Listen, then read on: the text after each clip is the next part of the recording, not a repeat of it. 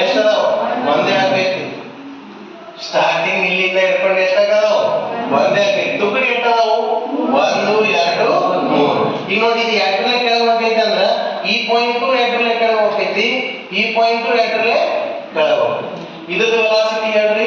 0 ಇದ್ರದ್ದು ವೆಲಾಸಿಟಿ ಹೇಳ್ರಿ 0 ಇದರ ವೆಲಾಸಿಟಿ ಹೇಳ್ರಿ 0 ಇದ್ರದ್ದು ಕೆಳಗೆ ರೈಸ್ ಮಾಡಿದ್ರೆ ಮೇಲೆ ರೈಸ್ ಮಾಡಿ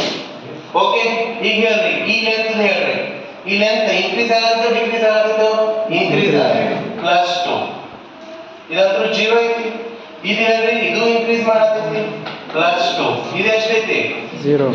ಇದು ಎಷ್ಟೈತಿ 0 ಇದೇನ್ ಮಾಡತೈತಿ ಇದು ಇನ್ಕ್ರೀಸ್ ಮಾಡತೈತಿ +v = 0